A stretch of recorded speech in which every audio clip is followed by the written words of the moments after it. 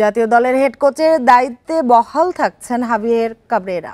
National teams কমিটির সভায় coach Javier কাবরেরাকে নিয়ে কোনো আলোচনা হয়নি, তবে ফিফা র্যাঙ্কিংয়ে বাংলাদেশের উন্নতি আনতে 3 বছরের পরিকল্পনা হাতে নিয়েছে বাফুফে।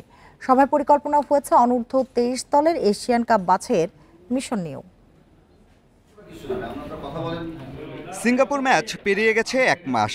অবশেষে সবাই বসেছিল ন্যাশনাল টিমস কমিটি, কিছুটা ভিন্নতা রেখে বাফুফে ভবনের বাইরে, যেখানে আবার ছিলেন না আলোচিত সমালোচিত coach Javier Cabrera. Head coach না থাকলেও সবাই আলোচনা হয়েছে সিঙ্গাপুর ম্যাচের ভুল ত্রুটি নিয়ে।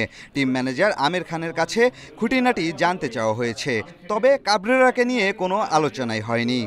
কোচ নিয়ে তো এখানে কোনো কথা আসে নাই, এবং কোচকে নিয়ে আজকে আমাদের যে আলাপ আলোচনা, ভুল ত্রুটি সংশোধন করা।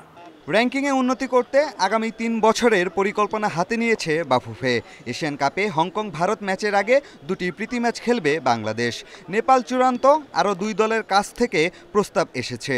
গুঞ্জন আছে সেপ্টেম্বর উইন্ডোতে বাংলাদেশের সাথে ভিয়েতনাম কম্বোডিয়া খেলতে চাচ্ছে। নেক্সট 3 ইয়ার্সের আমরা একটা প্ল্যান করছি যে নেক্সট 3 ইয়ার্সে আমাদের টার্গেটেড ফিফা র্যাঙ্কিং কী হতে পারে, ওই অনুপাতেই আমরা সব বাজেট করব এবং ম্যাচগুলো খেলবো। অফকোর্স এটাতে আমাদের ভালো ভালো টিমের সাথে আমরা খেলবো। আমাদের প্রেসিডেন্ট সাহেব নিজে উনি চেষ্টা করতেছে এই ব্যাপারটা, এবং ওনাকে আমরা আজকে দায়িত্ব দিয়েছি বোর্ড থেকে যে উনি যদি এই নেপালকে উনি যদি ম্যানেজ করতে পারে তাহলে আমরা ওইখানে চলে যাব।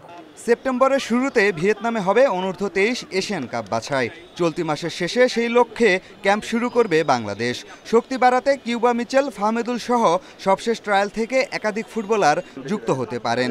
দায়িত্বে থাকবেন দেশসেরা কোনো কোচ। ভালো করতে যত রকমের প্রক্রিয়া করা দরকার আমরা সেই প্রক্রিয়া করতে সামনের দিকে এগিয়ে যাচ্ছি। সভায় আলোচ্য বিষয়গুলো তাড়াহুড়া করে কার্যকর করতে চান না কর্মকর্তারা।